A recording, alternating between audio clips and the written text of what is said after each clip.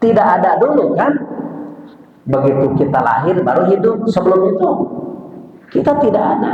Itulah amwatan. Wa kuntum amwatan. Sebelum itu artinya sudah terlewati itu. Anak teu karaos, teu ngaranna ge maot atuh.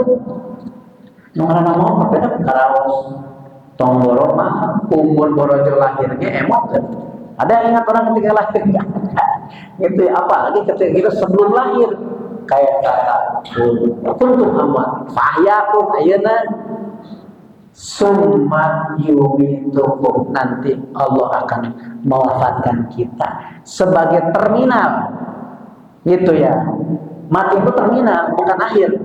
Terminal untuk kemudian nanti kita berpindah ke alam lain, yaitu alam akhirat. Summa yuhyikum, itu ujungnya. Summa ilaihi turja'un, kalian akan dikembalikan ke Allah dalam keadaan mati atau hidup? Hidup. Itu ya, summa yuhyikum dan ujungnya. Nah, maka dari sini liyabluwakum ayyukum ahsanu amala wa huwal azizul ghafur, supaya Allah menguji kalian. Apa ujiannya? Siapa di antara kalian ahsanu amala, amal yang paling baik, amal yang paling berkualitas. Ada dua lafaz yang berlawanan. Ada ahsan, ada aksar. Kalau ahsan itu kualitas, kalau aksar itu kuantitas. Jadi kalau kasirun banyak, gitu kan? Tapi kalau hasan bagus, ada kualitas, ada kuantitas. Emas sakilo, sarang kerupuk sakilo, berat mana? Sami. Tapi kalau nanya mahal mana? Kerupuk sakilo, sarang emas sakilo, ya jauh. Masih bernilai emas, jangankan sakilo, sanggram gimana ya pangaos atau sabar juta. Kerupuk sakilo ukur sabaraha. Itulah ahsan. Jadi ahsan itu tidak dinilai dari segi jumlahnya, tapi seberapa benar dalam melakukan amal. Nah, makanya di sini ada penjelasan dari Al-Fudail bin Iyad, ya. Ahsanu amala, yang disebut dengan ahsanu amala itu adalah ada dua hal. Pertama, akhlaso. Yang kedua, aswabah. Yang pertama adalah nilai keikhlasannya. Kalau ikhlas itu pekerjaan hati. Yang disebut dengan ikhlas itu adalah beramal hanya karena Allah. Aya nu ngamanakeun dari ikhlas teh nyaeta ra sepi ing pamrih rameing gawe. Tidak tepat itu sebetulnya. Ikhlas itu bukan orang yang tidak mengharap upah, gitu ya. Orang Ikhlas mengharap upah. Upahnya dari siapa? Dari Allah. Penilaiannya dari siapa? Dari Allah. Penghargaannya dari siapa? Dari Allah. Itulah orang ikhlas. Tetapi kalau manusia beramal ingin mendapatkan penilaian penghargaan dari makhluk, itu berarti tidak ikhlas. Jadi sama mengharapkannya.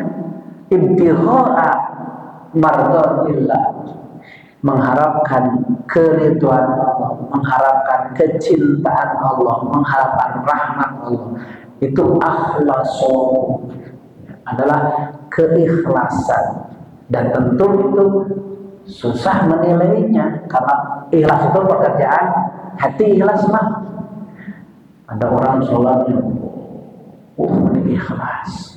Apakah sudah dijamin orang yang sholat pas usaha sahama jalur cepat nggak istiqomah kan itu ya? Karena ikhlas itu adalah pekerjaan hati ya, kita yang bisa menilainya.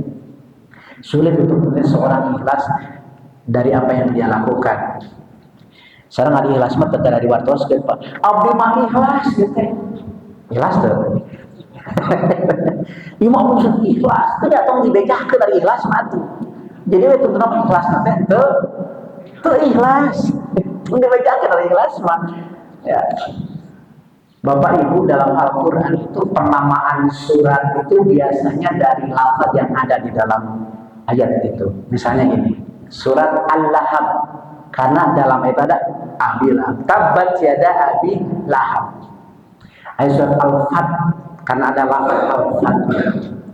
Itu kan, coba pilih nama-nama surat itu dari lafaz yang Al-Baqarah, mari di surat Al-Baqarah cerita tentang Al-Baqarah. Tapi ada satu surat, nama surat itu tidak ada lafaz di dalam ayat-ayatnya. Nama surat Al-Ikhlas. Coba Qul huwallahu ahad, Allahus samad, lam yalid wa lam yulad wa lam yakul lahu kufuwan ahad. Ada tidak lafaz Ikhlas? Tidak ada. Surat An-Nas, Qul a'udzu birabbin nas. Surat Al-Kafirun, Qul ya ayyuhal kafirun. Surat Al-Ikhlas mah terakhir. Itulah makna ikhlas. Itulah makna ikhlas ya. Orang yang tidak mau untuk disebut-sebut, tidak mau dipuji. Dan kedua apa? Aswabahu. Apa itu? Qala la yuqbalu hatta yakuna al-amalu la yuqbalu, kata Al-Fudail, hatta yakuna khalisan sawaban. Kata beliau, amal itu tidak akan diterima kecuali dengan dua landasan. Pertama khalisan, yang kedua sawaban. Satu ikhlas, yang kedua sawaban. Apa itu sawaban? Fal khalis idza kana lillahi was sawab idza kana ala sunnah. Jadi al-khalis itu lillahi, karena Allah. Sedangkan as-sawab itu adalah ala sunnah, berdasarkan sunnah Rasulullah. Jadi kalau as-sawab itu bisa diukur. Aturan yang sudah digariskan oleh Allah dan Rasul itu adalah as-sawab. Sholat subuh misalnya, kenapa 2 rakaat kita melakukannya? Karena memang dicontohkan oleh Nabi ya. Waktunya juga sudah ditentukan. Ikhlas nama sholat subuh ada 8 rakaat gitu ya. Ikhlasnya betul, tapi sawabnya tidak betul. Sawabnya bisa jadi sholat memang betul sesuai dengan contoh Nabi gitu ya, bacaannya benar, tapi yang kepenting kubatur gitu ya, boleh masuk atas layar jadi sunat kawas mana gitu tak, gitu ya, ya udah nggak usah begitu gitu ya. Jadi dua hal ini mutlak harus ada. Orang tidak cukup ikhlas sementara aturan tidak diperhatikan gitu ya. Orang melaksanakan ibadah tidak sesuai dengan aturannya ya, sekalipun ikhlas ya udah, dia tidak akan mendapatkan nilai kebenaran itu, ahsan itu.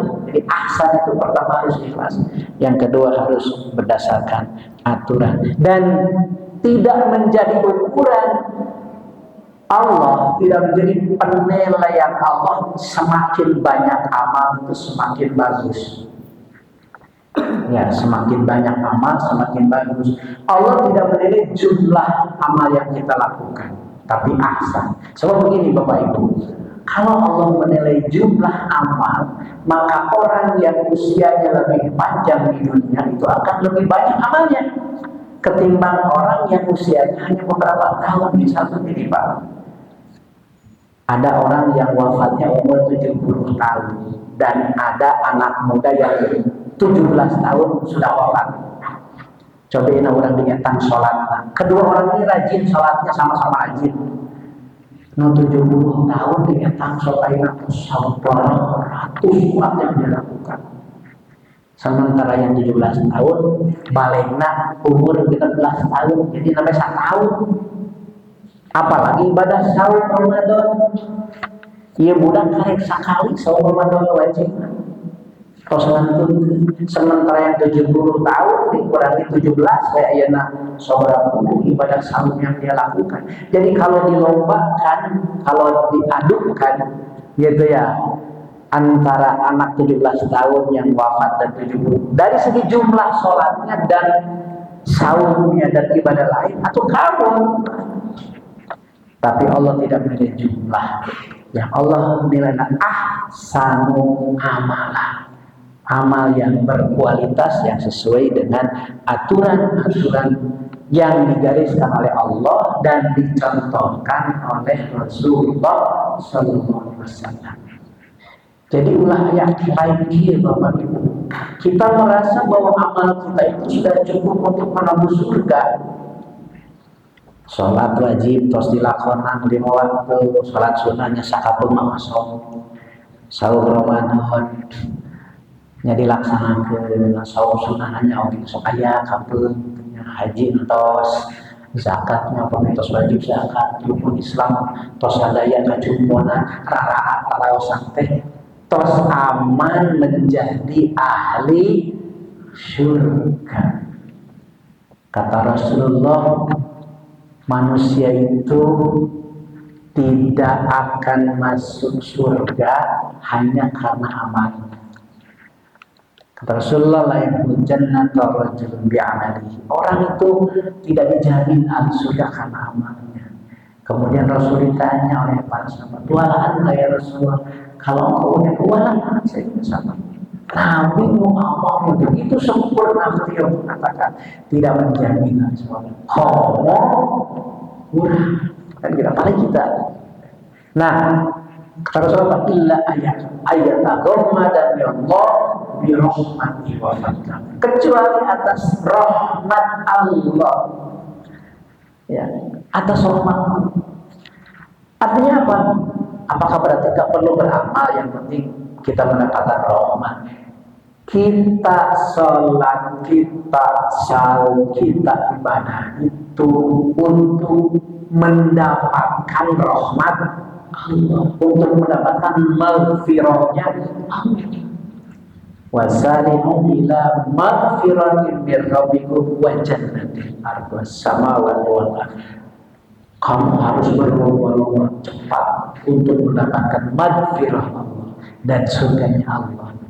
Jadi kita meraih rahmat dan maghfirah Allah dengan amal yang kita lakukan.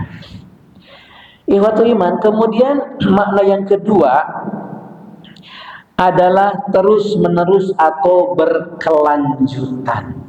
Nah, jadi tadi makna yang pertama yang sudah istiqomah itu amal yang sesuai dengan aturan. Mana pertama, istiqomah itu adalah amal yang sesuai dengan aturan agama, sesuai dengan contoh Rasulullah. Itu adalah istiqomah. Nah, makna yang kedua adalah ketika amal yang benar itu dilakukan secara berkelanjutan, konsisten. Nah, gitu seorang barangkali baru punya. An Aisyah anna Rasulullah sallallahu alaihi wasallam, dari Siti Aisyah Rasulullah bersabda, saddidu wa qaribu. Saddidu, beramalah, berbuatlah sesuai sunnah, beramalah yang benar dalam arti sesuai dengan aturan agama. Wa qaribu, dan bertakarublah, dekatkanlah.